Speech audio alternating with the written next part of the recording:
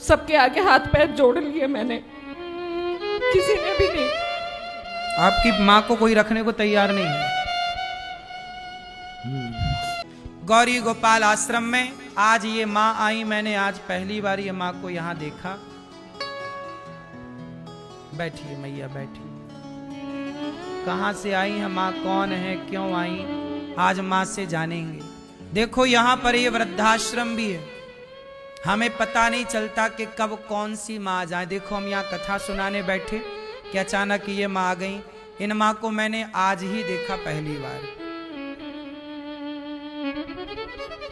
ऐसी माँ यहाँ कब आ जाए, कौन आ जाए, और सबको यहाँ रहने की व्यवस्था मिलती है आप सबके सहयोग और आशीर्वाद से।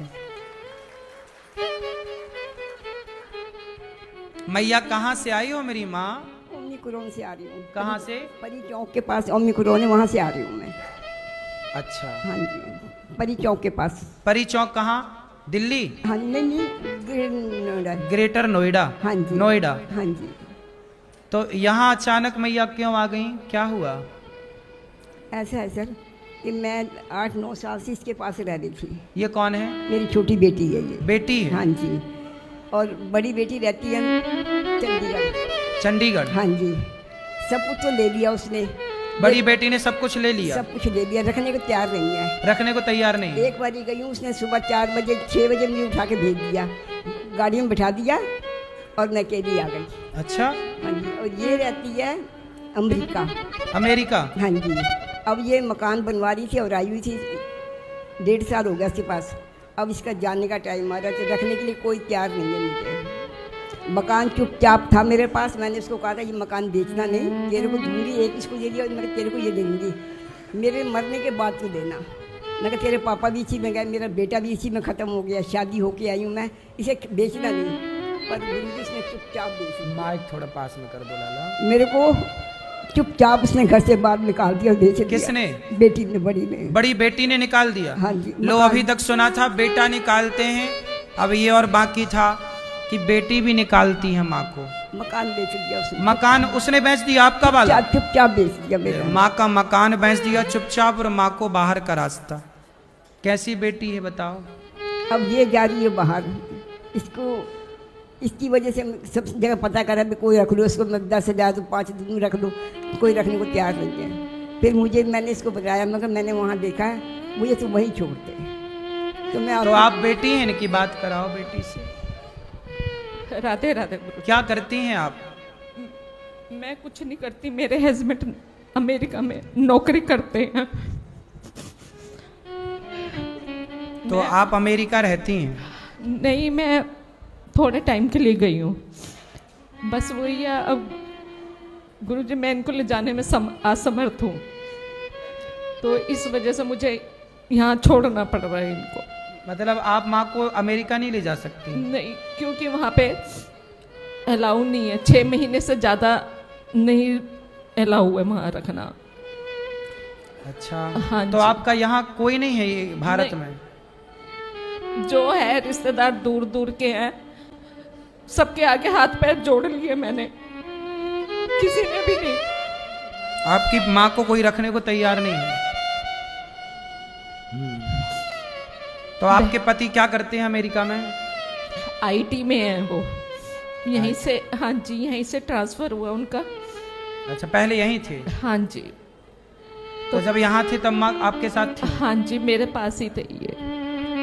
अब अमेरिका आप लोग जा रहे हैं और बड़ी बहन है आपकी, वो उसने बिल्कुल मना कर दिया। मैंने उससे कहा भी कि तू ज़्यादा टाइम नहीं, मुझे सिर्फ 1-1.5 साल इनको संभाल ले, उसके बाद मैं आ जाऊंगी, मैं संभाल। उसने साफ मना कर दिया गुरुजी कि मैं नहीं रखती। कहती इसको जहर दे दे, मेरे को ऐसे बोली वो।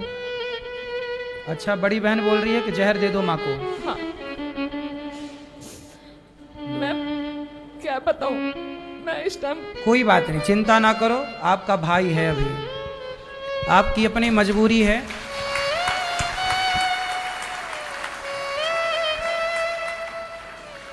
मत रोइए मत रोइए, हम समझ रहे हैं आपकी मजबूरी, क्या कर सकते हैं। एक बेटी, बड़ी बेटी कह रही है अपनी माँ को जहर दे दो। इन्हें अमेरिका जाना है, मजबूरी है। बड़ी बेटी माँ को रखने को तैयार नहीं। अब अकेली ठहरी माँ कहाँ जाए।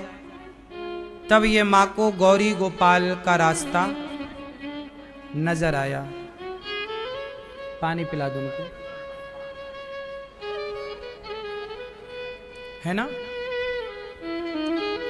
गौरी गोपाल में ये माँ आई हैं।